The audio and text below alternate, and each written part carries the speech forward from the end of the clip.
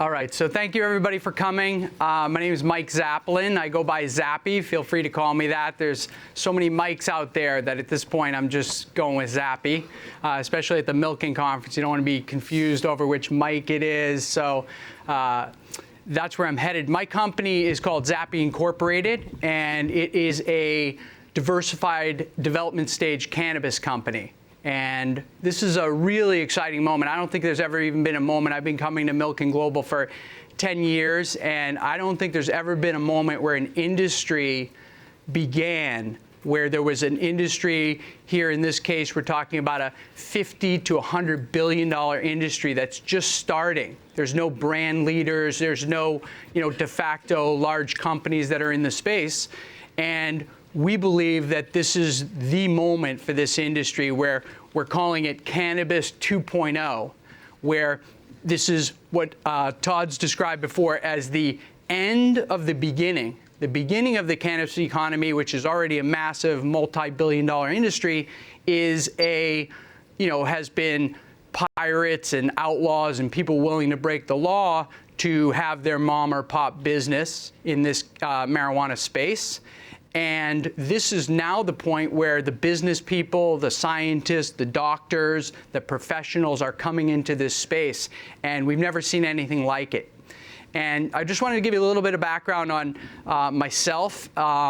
I was lucky enough to get my first job out of college, 1988. Drexel Burnham came around. They were at the top of the game at the time, and I got myself into a training program. I was picked as one of the kids who was going to be in this training program for a year and a half, go through all the departments at Drexel and be sort of a liaison to the trading or to all the different departments at Drexel.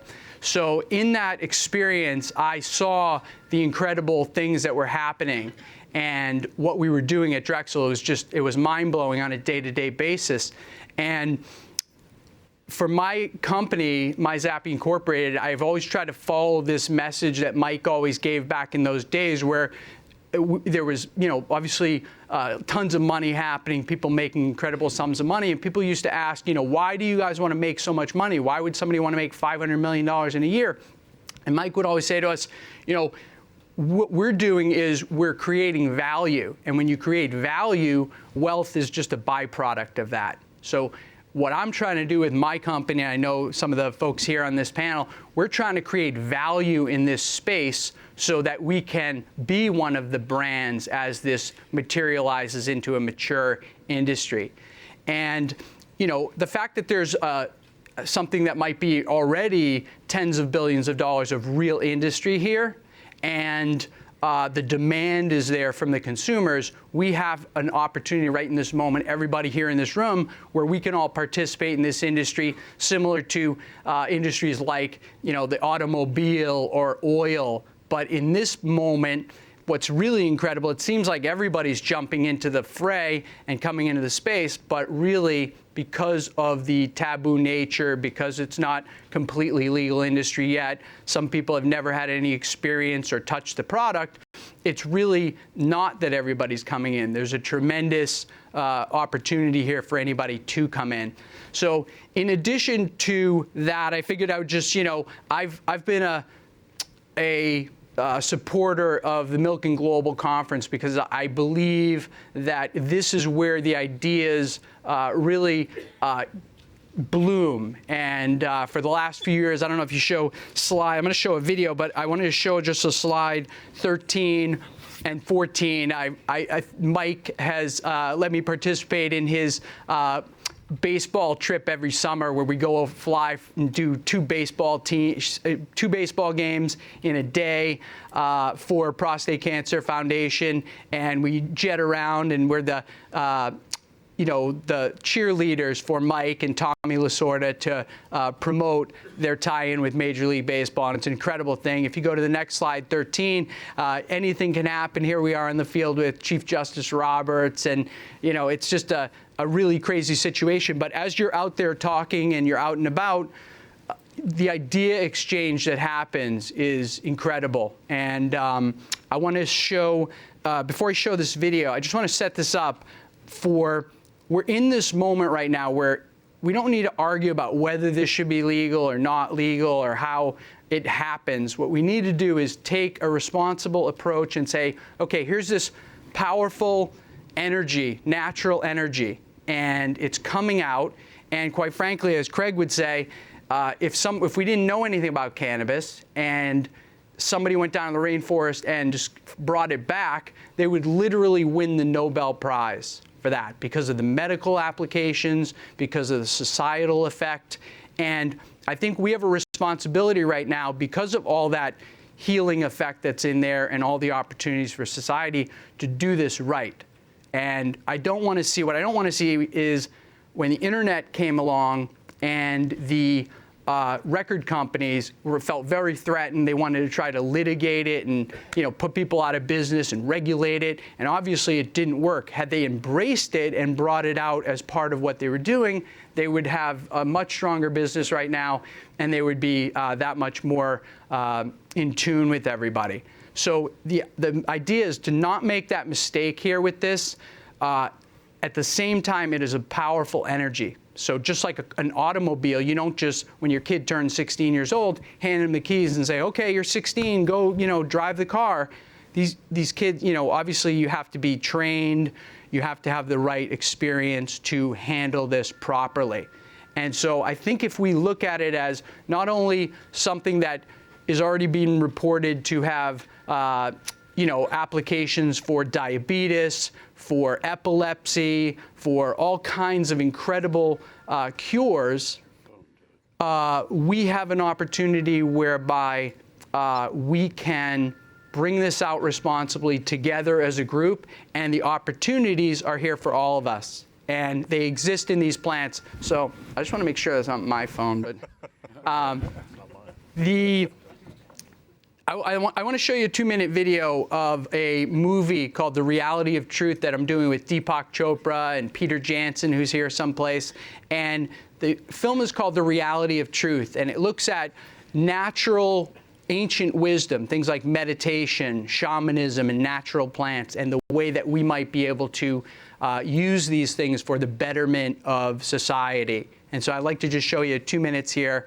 That would be slide 12, the video.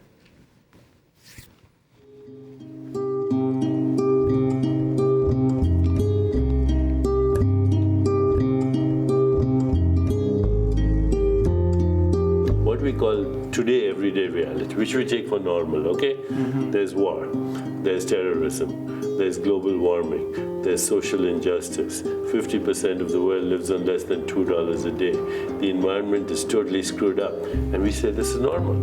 Yeah. It's psychotic, mm-hmm. right? And it's psychotic because we have created it. I personally feel that we've lost a lot. We need to break the wiring here. So what we're saying is a little controversial. Many neurologists or neuroscientists think that the mind is created by your brain. It's not true. The mind is an instrument that traps a relational process that's going on in the universe. You've said before that your first experience with spirituality was when you were 17, you took LSD. What is enlightenment but being one with the source? I wouldn't call them hallucinations. They help people break out of the everyday hallucination of separation and to the reality of truth. And whether they did it through wine or mana or soma, who cares? The fact is, they brought people into a reality which is much more real than the reality that causes war and terrorism and eco-destruction and social injustice and radical poverty, which are all projections of the separate mind. So while there's a lot of arrogance in science, the fact is, everything is a miracle. Mm-hmm. Okay, mm-hmm. Life is a total miracle. If you get it, everything is a miracle because we haven't the foggiest idea about the things I mentioned and many more. What do you think it would take to break through that boundary at this point? I mean, here we are in this 21st century. Let's have a party. We'll bring everybody down to Peru and enlighten them. Yeah, and put some in the pot and let's drink it. Amen. Amen.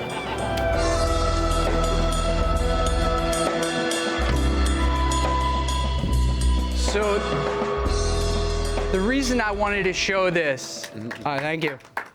The reason I wanted to show this is, I'm positioning myself as an advocate for these natural occurring energies that are out there, and they have very profound effects for all of the ailments facing society today.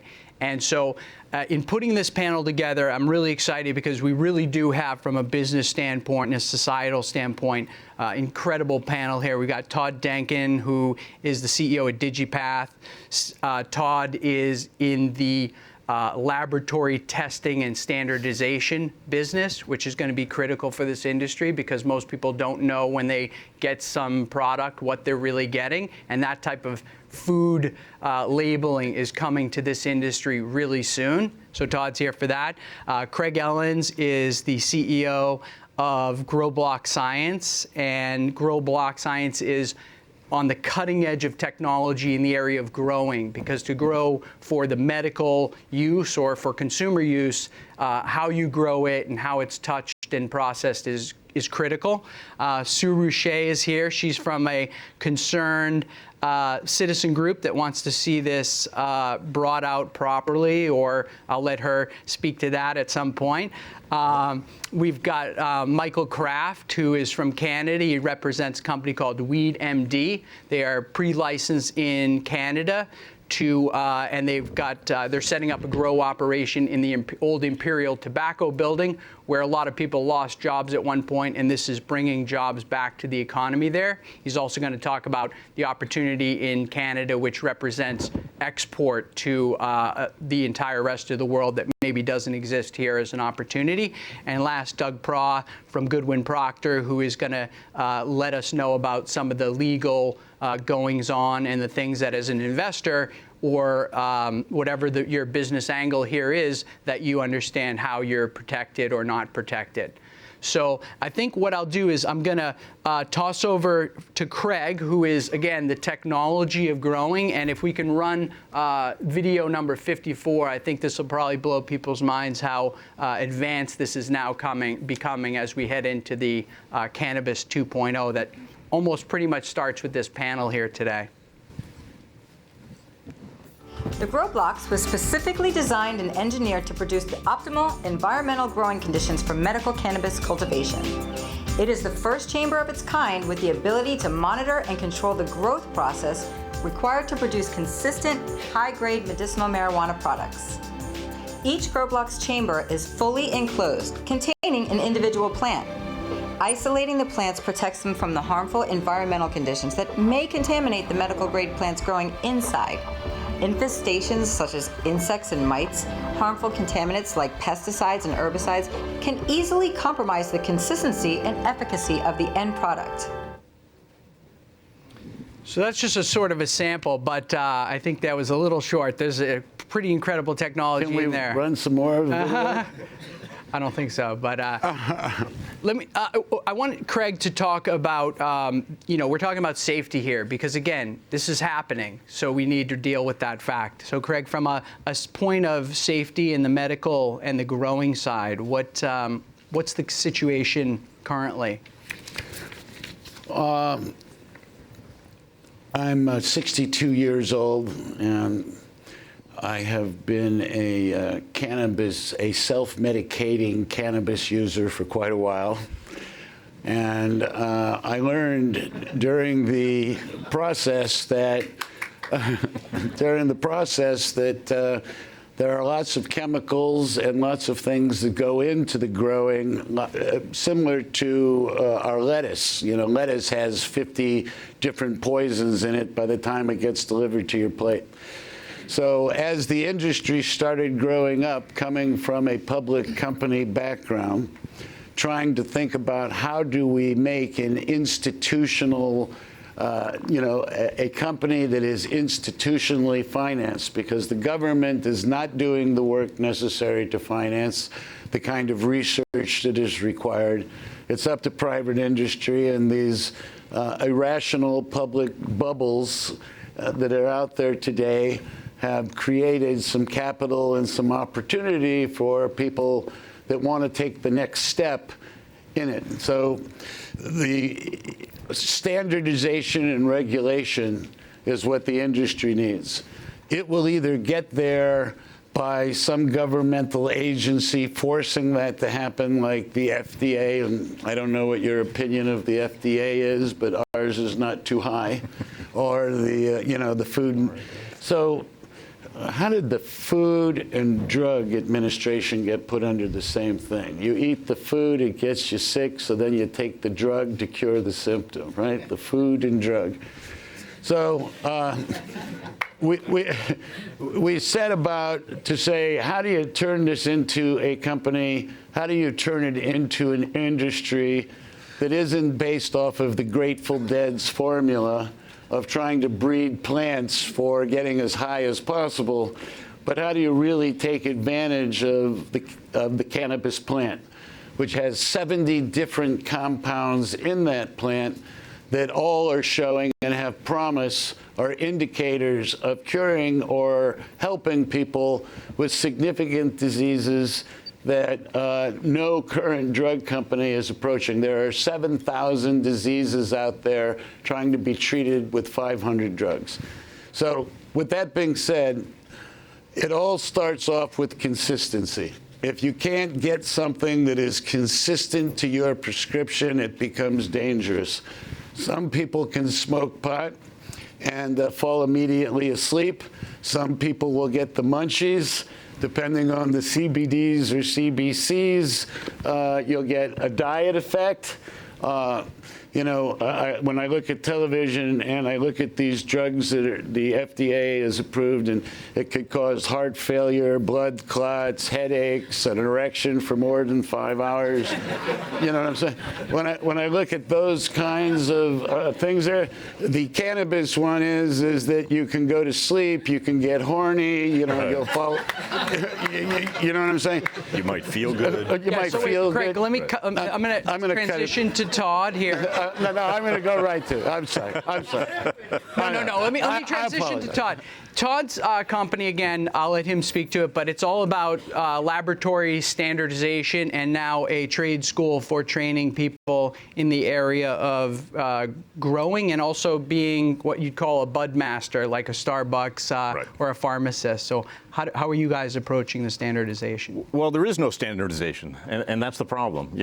Just because you, as a grower, would bring your cannabis to a specific lab, that lab will do different tests than the other lab, and there's no standardization. It just doesn't exist. Colorado just passed a law May 1st where you finally have to test edibles and test the oils and test the concentrates because, like Greg said, there's no regulation of the ingredients that's inside.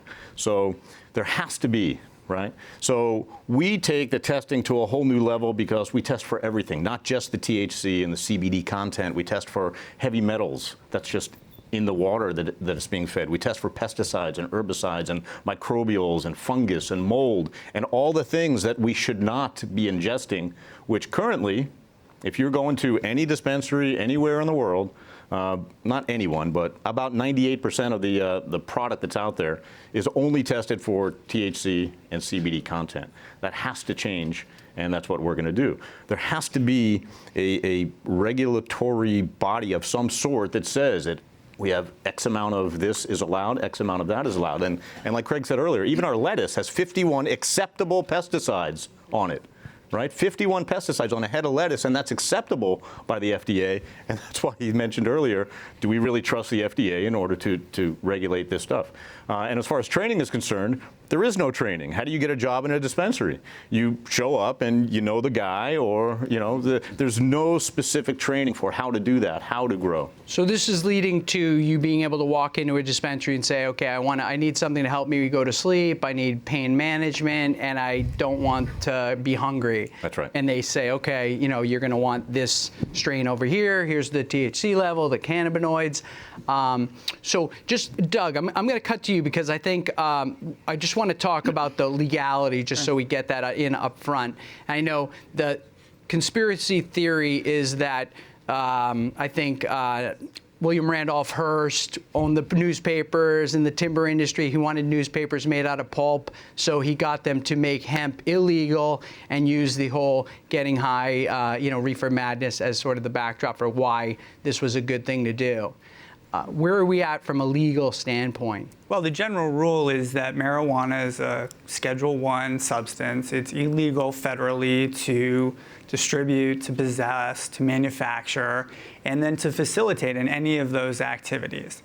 What has happened is today we have 32, and if we could bring up slide 25, we have 32 states that have taken it upon themselves to legislate either the complete recreational use, which is Colorado and Washington, of marijuana, or to use medical marijuana, which is the balance of the 30 states. So you have this interplay between what's illegal federally and what is now allowed on a statewide basis. To Todd's point, what's really interesting is that on a statewide basis, some of the states have really said, okay, we're going to push this down locally, and we're going to let you cities and counties decide how you want to treat it. And if you look at, I'm not going to name a city, some of these cities don't really have the expertise to decide how many plants someone should be allowed to grow, what are the land use decisions and implications for where a dispensary or collective or cooperative should be. So we've taken this general federal rule and we've armed our local folks with the responsibility to regulate, which poses a really unique and difficult challenge because it has to be financed, at least now, privately. And responsible industry is taking that responsibility, but you have that overlay between the public and the private regulation. Yeah.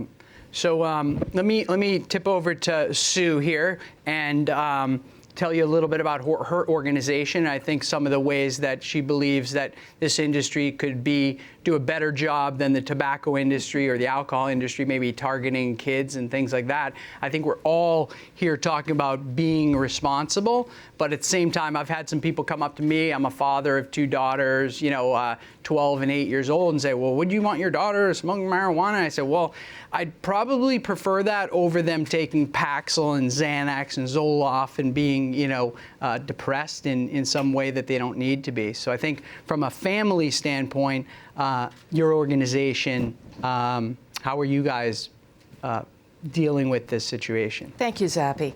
I would like to ask, it's hard to see because we have all these lights, but how many of you have come to learn how to get into this industry? Can I see a show of hands? I'm assuming, okay, good. For those of you who are coming to see how to get into the industry, I may not be the most popular panelist here today because I'm here to represent the voice of public health, especially that of children.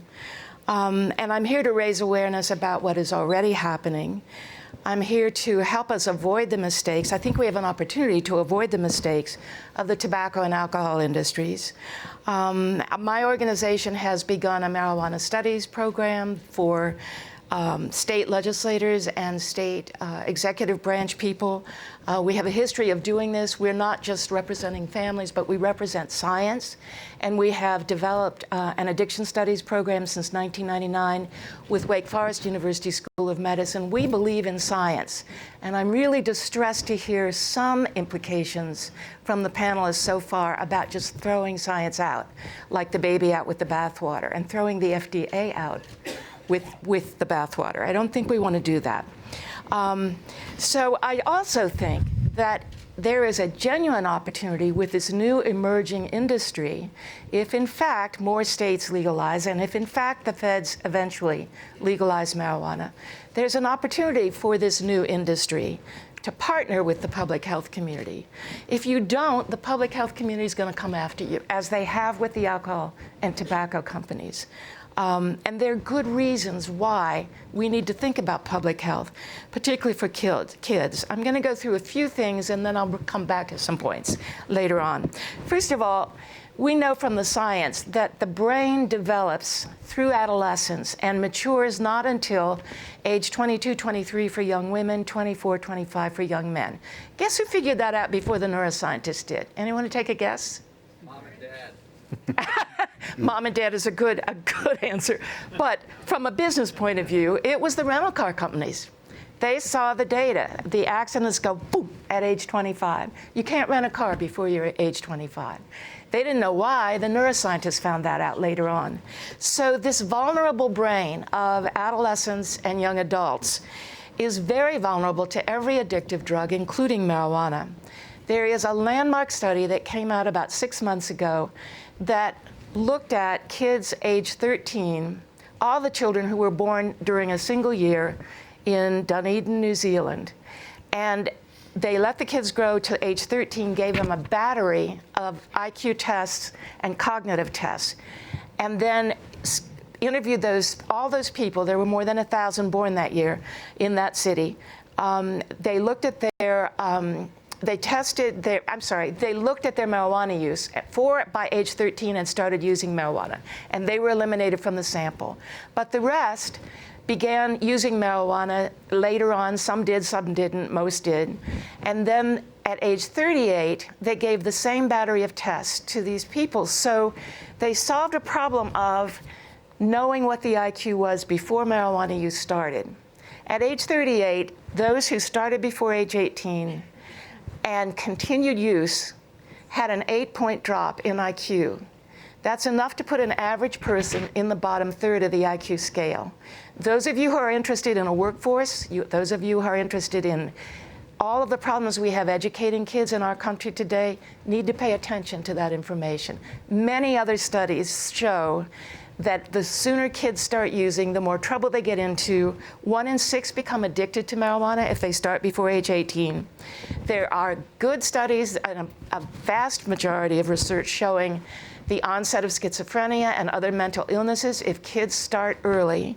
And then we have to worry about drugged driving.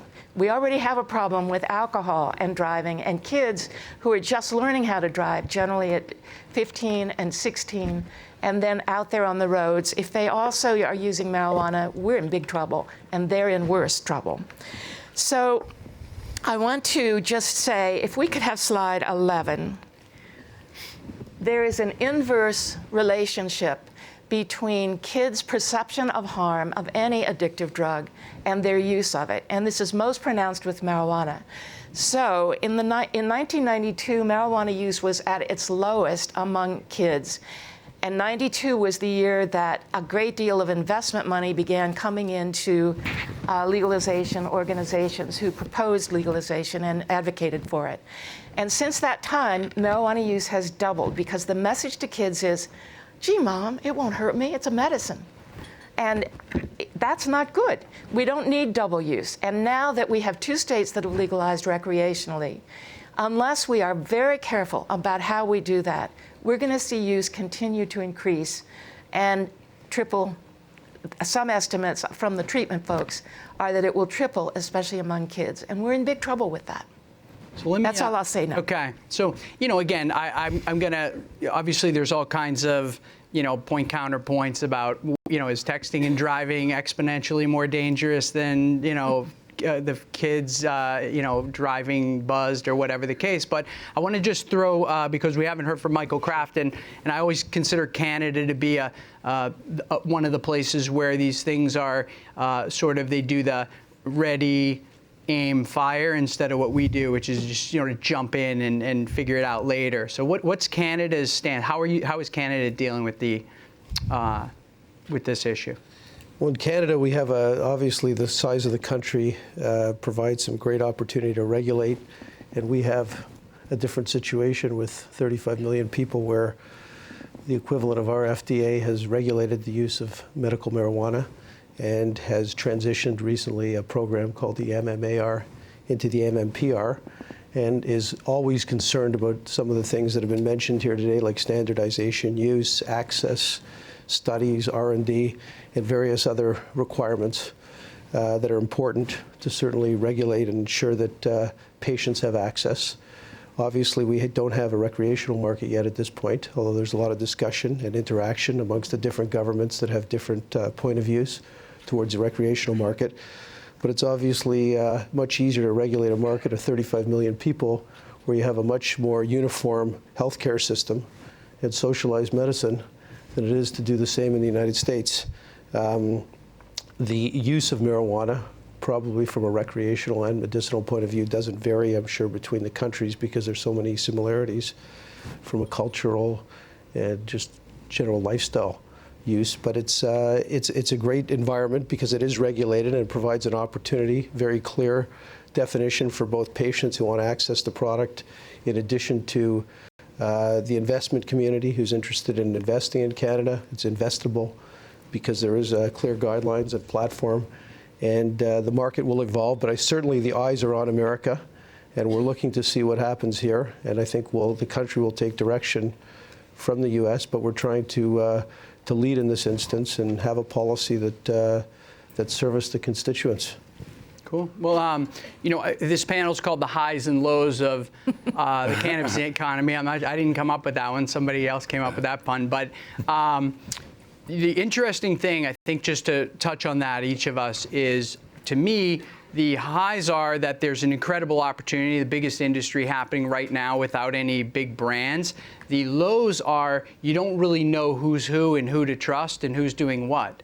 And so I'm going to show a couple slides, but Craig, Todd, and myself at one point were part of a company that was called Grow Life, and this company was originally Phototron. They had a single unit for growing plants, and we diversified that company into a diversified marijuana company with a lighting company and nutrients and online elements to that company. We left there. Current management has, speaking of the lows, has gotten in some trouble. They're one of the stocks that has been frozen trading. There have been a few of those already. So again, such a new industry, you don't always know who the business person is, or who the regulators are going to pinpoint for to be pointed out. And so that's an element. I just want to point to slide 15 and 16, because 15 and 16 show the prices of the publicly traded marijuana companies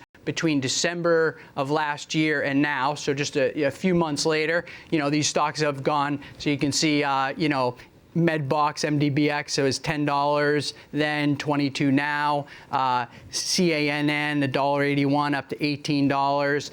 Let's go to slide 16 is another one. You can see publicly traded TerraTech, TRTC, was at $0.01. It's now at 68 cents. So to get a 68-time return or a 20-time return, this is an incredible opportunity. But I think, again, we should talk about what do you avoid? What should you be looking for as a telltale thing to avoid, so you don't wind up being at 68 cents and selling it at 3 cents? You definitely want to look for companies who report, because 90% of the public cannabis companies do zero reporting. Very few of them have real products, and a lot of them just partner together to do joint press releases, to do joint ventures, but a lot of them aren't doing anything. So definitely do your research on what the company is actually doing, who it is behind the company, and do they fill out the right forms and cross their T's and dot their I's, for sure. And Craig, I know you've got a first of its kind banking relationship in Nevada that maybe you want to describe, because I think people right now sitting in this room assume that banks can't do any business with marijuana companies, that it's a cash business. And I know Eric Holder, the Attorney General, has been making some moves there, but you actually have a banking relationship. Well, I'd like to talk about that, but I'd like to respond to a few of the things that have been said here on the panel, because everybody that is on this panel and every point of view on this panel is required to make institutional ready companies for the public market, okay? When I see the Grow Life stocks and the stocks on the board there don't really respond to the fundamentals of investing, that was exactly the same way it was in the .com business. When I bought my first share of Microsoft, I had no idea, or Amazon, I had no idea that in the category there would be giant winners within the category. So in some investment decisions, you bet the company, and in some investment decisions, you bet the jockey. what this lady has brought up is a very real thing, that young children's minds are in development. It is not good for any drugs. And if the industry is going to exist without lots of regulations forced upon us, the conversation from saving $17 billion in the court systems and the prison systems have to change to the kinds of conversations that she's having about taking the drugs out of the hands of developing minds. But we don't have enough time here today. I can show you studies on how many kids die from prescription drug overdoses that they get from their mother's, medicine cabinet that will make the numbers of the IQ drop points look minuscule in not that it's not real, and not as an industry that we do not have to address all of them. The conversation needs to change. But with that being said, here from our perspective is what happened. First of all, the growing process that currently exists today, as Todd has done, is an old greenhouse type growing methodology that is not kosher. There's bugs, there's pesticides, there's everything else that get ingested into the system. So what had to be invented was tools that don't exist to make the industry grow. And that is, like in the grow blocks unit, stopping these large grows from disease being able to travel.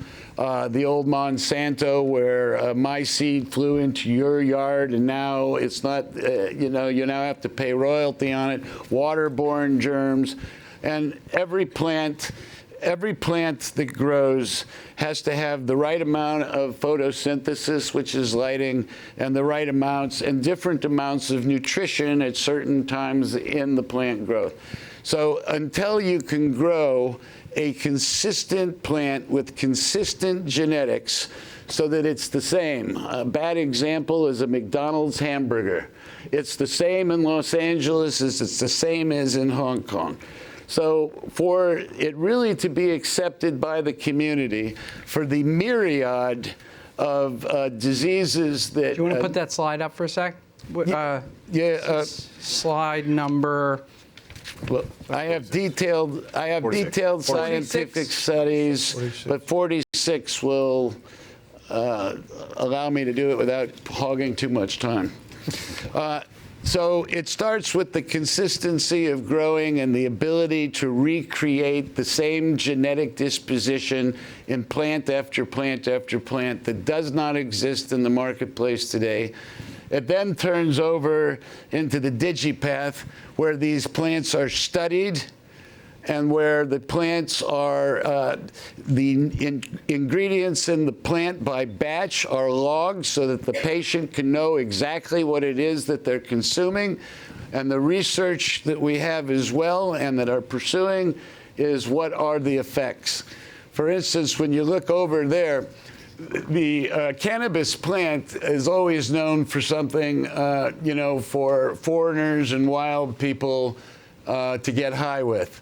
But in fact, what they're doing is in a lot of these plants, you'll see that the CBCs, CBNs, CBGs, CBAs, CBDs, these are only 7 of our top priority ingredients within the plant that we are breeding our DNA toward building these, because these are the efficacious medical aspects of the plant that will change the skincare industry, the nutraceutical industry, and eventually the pharmaceutical industry forever. So when you're thinking about cannabis, it's not all, this panel is not all about the stoner.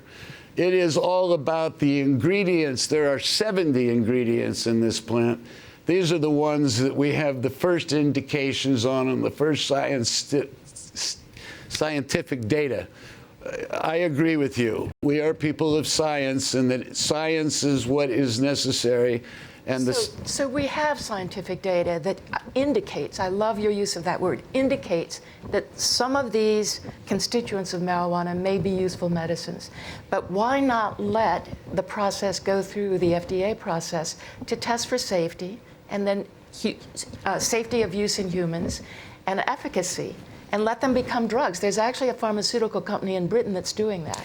called GW Pharmaceuticals, and they're about to get FDA approval of a drug called Sativex. It just went on the fast track for advanced cancer pain. I'm all for that. What bothers me is to see products out there in Colorado and all the other medical marijuana states, the 20 states, that are selling products that they say, or strains that the bud tender says, this is good for your sleep, this will help you do this will cure this or that or the other thing, with no scientific evidence of safety or efficacy. That's where the industry has to go. That her point is exactly the business model of this panel. Yes. Right. And that's good. The testing, I'm all the for that. legal, Yes. the genetics and the growing And the FDA testing. approval. Yeah. Well, FDA approval, we can, Hold on. We can argue FDA for hours. Hold on. FDA approval is synthetics. That's right. We're all hooked on synthetics. An FDA does not grow an herbal plant. They take the ingredient, the CBD, the CBC, the CBA, they make it into a synthetic. Nope. That's not what GW is doing. They grow research-grade marijuana and extract cannabidiol from it and purify it and turn it into a pharmaceutical product. It is not a synthetic. But their growing process is an archaic growing process that does not guarantee genetic.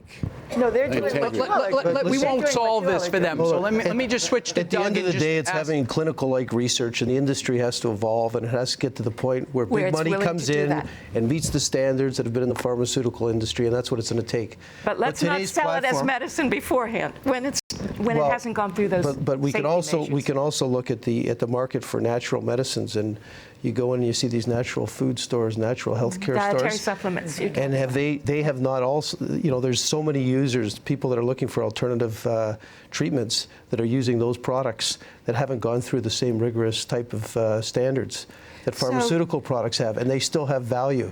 So the question is, what's the term? How long is it going to take? When is the money going to come into the system to promote clinical-like research? Well, that's the reality. Let me just cut over. I just want to throw Doug. I know you're sitting. Well, I just wanted to shift. I know you wanted to talk about Craig's state-chartered bank and moving it more to the business side. The federal government has actually kind of embraced the investment aspect of this. And a few things happened. If you could pull up slide 27, please. So Eric Holder recognized that this is really now a cash business, and somebody has to do something with this cash. And the federal government has to create regulations that will move it from a cash business to a regulated business. Deputy Attorney General James Cole came out and said, look, there are 8 policies which are on slide 22. I won't go through them all, but there are 8 policies that we as the federal government are concerned about. One is, look, if marijuana is not legal in one state, we don't want you bringing the marijuana from the legalized state to the not legal state. Then, so slide 22. Slide 22, please. 22. So these are the 8 federal priorities. The Financial Crimes Enforcement Network said, look, we're going to take those 8 priorities, and you banks, feel comfortable if you want, but if you follow these 8 priorities, you can start creating a banking system for the marijuana industry. You can take this cash and you can now accept deposits and you can put it in your banking system. There are a lot of tweaks and a lot of questions, and up until a few weeks ago, I hadn't heard of any banks. I mean, certainly Wells Fargo, Bank of America, they're not really accepting these deposits. But looking at the state-chartered bank model, because it's not FDIC insured, state-chartered banks could become a place where these deposits can come, and they may feel more comfortable about doing all the paperwork involved with accepting the deposits. Interesting. One of the things that I'm getting from this panel is that there's a lot of things that don't exist today that the industry itself is having to develop on its own. And one, I'll make an analogy that, I've always seen some of the best technology solutions come out of the porn business because they drive the use and make it a better experience.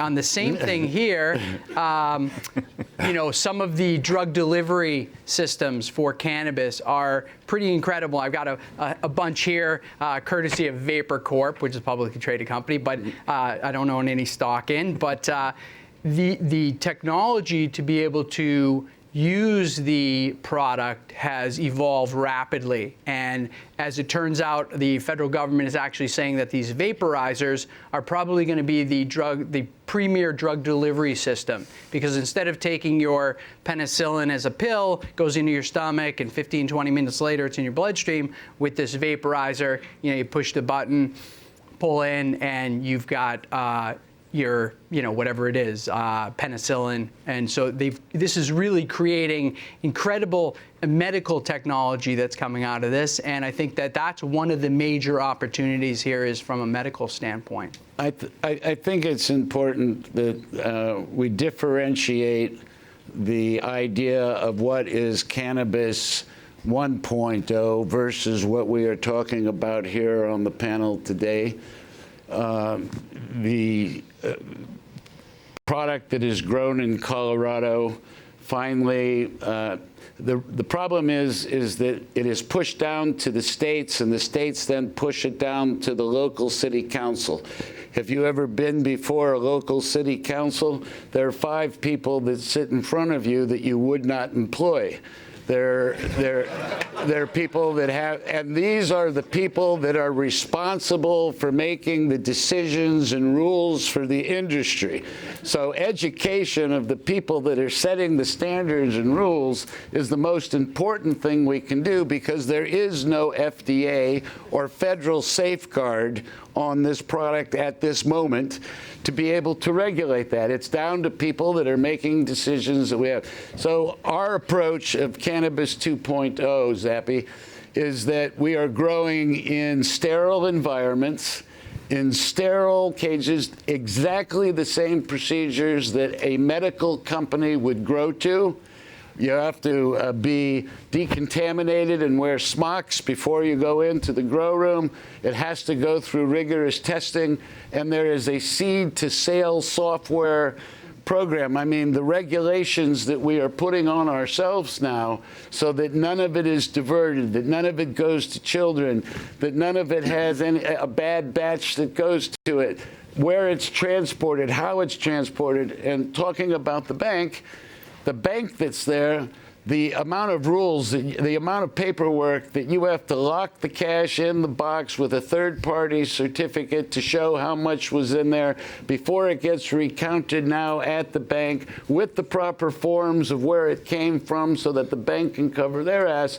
This industry is all being formed from within right now. It is entrepreneurs that are writing the software, that are moving to sterile conditions. Test labs today, when you go up to, I don't mean to offend anybody in Colorado, a test lab is a little bit more than you bought your kid for his home chemistry set, right? I mean, a test lab is really something that measures the poisons and the heavy metals, and the responsible players that the capital markets now will support are bringing those kinds of standards before they are forced upon us, or before it becomes necessary to put on us. If the industry doesn't clean up its act, most of the people that we see in business today will be gone. Yep. And the new generation of people who grow under the right conditions, who use the right medical studies. We're involved with a company called Medicus, a large testing company that does analytics on no harm for FDA trial products. I'm not saying that science shouldn't be the testing. We spend a lot of money on testing to get to these things. But now that we have the results, can we ensure that that's the product that's being delivered to the market? Yeah. Well, Todd, I know you, DigiPath has these trade schools that are going to be training people to grow it and to be bud masters. What's happening on that, training side of things? Well, there's a demand for it, because all of these dispensaries and grows are popping up everywhere, and you ask any grower that you meet, and he's the best. Right? He'll tell you, I'm sure. He has the secret sauce, he does this differently, and he does a voodoo dance. Right, he dances around, he puts a fan over here. So, again, back to standardization of growing, standardization of dispensing, it just doesn't exist. So there's a need to teach that. If you go in Vegas, you want to get a job dealing cards. You have to go to school to learn how to deal cards, because there are certain things that you have to do. It's not like that in this industry, and it needs to be. So creating a curriculum where people can either go to a seminar like this or go to a real classroom, brick and mortar, or online, we're going to do all three. Same as a pharmacist. You know, you don't want a guy, a Rastafarian gentleman with dreadlocks, making the recommendation of what your thing. These people No need offense to to be. Rastafarians, Brian. No, but I mean, they need to be trained on what That's right. the cause and effect of the medicine that we're growing is. And Right. Well, let me just ask you, Doug. I mean, we were talking earlier about the alcohol industry and the tobacco industry. Like, what is their responsibility for, say, the 5 or 10% of people who can't handle the alcohol or are addicted? What about this industry? What's the responsibility for the industry for people that maybe can't handle it or have some problems? Well, as you said, we're at the end of the beginning, and I think that responsible folks in this industry can take the lessons from alcohol, from gambling, from all of these vices that we've all lived with for hundreds of years and say, okay, here are some of the problems, drinking and driving. Let's educate. Let's put money into education. Let's put money into prevention. Let's put money into rehabilitation on the forefront before we put these regulations or concurrently with putting in these regulations in place. I know in Colorado, they are charging in excess of 20% on sales tax for their marijuana. The first 40 million of that sales tax goes to school construction. So Colorado has at least taken the first step in recognizing, look, we have the opportunity to take something and make it even better. We can take the revenue generated from this sale and put it into our infrastructure, rather than just putting it into the city's slush fund, the general fund. Let me just say that building schools is a good and wonderful thing, but that's not providing any money for education. It's not providing any money for treatment. It's not providing any money for prevention. Understood. And so that was an initiative that the proponents wrote, and nobody was thinking about consequences. So how can the industry help us, the public health community? How can you guys help us guarantee that some of those taxes will go to these kinds of things, and maybe even contribute some yourselves to these things? Because what happens is, if you don't, then the public health community will come after you, as they did the tobacco industry, which now puts $206 billion in payments to the states to reimburse the states for what the states have to pay to treat the victims of its disease through its Medicaid.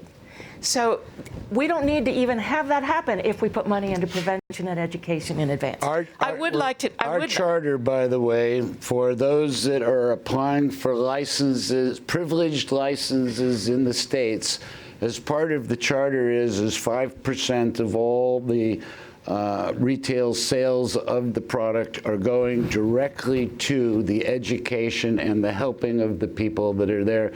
That is being put on. We are a public company, and we do that because we understand we have a responsibility to those poor individuals who fall through the cracks, who can't handle the consequences of our corporate activity. Right. I'd like to, if I could, just talk a little bit about corporate responsibility and see, could we have slide 7 and then slide 8, please? One way that the alcohol and tobacco industries, despite the tobacco industry's agreement in the tobacco settlement of 1998 not to market to kids, one way they do it is through flavored products. These on the upper left-hand corner are flavored cigars that are aimed at underage kids. The lower right-hand corner is an alcohol-infused caffeine drink aimed again in multiple flavors for kids. Now, is the marijuana industry doing that? Let's go to slide 8, please. This is a product coming out of Colorado, Dixie Elixir's soft drinks, in flavors that kids like. How can we stop this kind of marketing? And what can you guys do to stop it? I want slide 9 and slide 10, and then I'll stop. So here are some more examples, and I have laid out cards on the shelf in the back to talk to you about how the industry is marketing to kids. Who needs gummy bears? I do. No, I do love gummy bears. But I like gummy bears. I want to just These address are all marijuana-infused foods I just that are want aimed to at kids. address this because, to me, every time my parents told me not to do something, I wound up doing it immediately. So I think if we could, as a society, learn that very obvious lesson and make this, talk about cannabis as a medicine as opposed to a drug, which is a man-made synthesized thing, if we could have conversations where, like in Europe with wine, where we don't make a big deal out of it. We say, this is medicine. Some people use it for different ailments and things like that. Here's the benefits, the dangers. These kids wouldn't be dying to try it as soon as they could. And I think that's the lesson that we have. Respect is lost for medicines when they're small children because they are given their Fred Flintstone vitamin to take. And everybody believes that taking a pill is a cure for a problem rather than masking a symptom. It's across all industries. Doug, let me just go to Michael because we... Sure. So what I say to the panelists, the genie's out of the bottle. What's going to happen in America? You've got your recreational markets, you've got your medicinal markets. What is this panel? How are they going to regulate? How are the states going to take accountability? How is it going to transform? I mean, in Canada, obviously, as I said earlier, we've got a very regulated market with Health Canada that will evolve. That's medicinal only, so we don't have the challenges that you're referring to that exist because of the recreational market. So what are your thoughts, Doug? I mean, what's the path forward? My thought is we have to embrace it. We can't treat this as a shadow industry. We have to come right out and say, look, this is something we can't avoid anymore. Let's appoint a drug czar. Let's put money in our local budgets and our state budgets to figure out how to regulate it. Let's get responsible industry into the field. And let's start dealing with brand names rather than what was a few years ago just these mom and pops who were trying to, quote unquote, sell drugs. Let's take this to the next level and make it responsible. I think, Zappy, you were right when you said it's got to be treated like a medicine and not like a drug. The Klondikes and the little, the gummy bears and stuff, that's all recreational users that are trying to catch a buzz without smoking it, okay? There is not a patient around who goes to the store and buys gummy bears infused with cannabis in order to treat their disease. But those are all being sold in medical marijuana shops. They are being sold there because that's the only place they can be sold. We agree that Cannabis 1.0 was an industry started by pirates and people who were willing to break the law. But I'd like to say that and everybody in the room, in other rooms, I would ask to raise your hand if you smoke. Please don't do that here. Since the civil rights movement and since the war in Vietnam, which I'm extremely familiar with, there hasn't been in America a mass protest or a mass movement of any significance, even Wall Street. Yet every day, 17 billion in prisons and in court systems, and people are smoking it. The majority of people want what the plant has to offer, and they're willing to civilly protest by breaking the law every day. So there has never been a larger study group that says, I don't need any of the scientific facts because I know the people in this room will make their own decisions on how many people are addicted because they've smoked a joint or two. How many people have suffered bad quality? Nobody has overdosed from marijuana. You don't hear the deaths from this every day. The study group is the public, the need and the desire for nutraceuticals, pharmaceuticals to cure diseases. Pot is not really about curing diseases, or cannabis is not about curing diseases. It's really about a quality of life that it can provide people that have pain and inflammation and want to feel a little happy like alcohol. Yeah, so I'm watching the clock tick down. Obviously, we could debate this all day, and the opportunities are endless. I would urge everybody to use the language of medicine, and hopefully by this time next year when we have the panel, that we're talking about some significant breakthrough cures for major diseases, which I believe will happen in the next 12 months. So thank you for coming. Thank you. Thank you. 10 seconds left.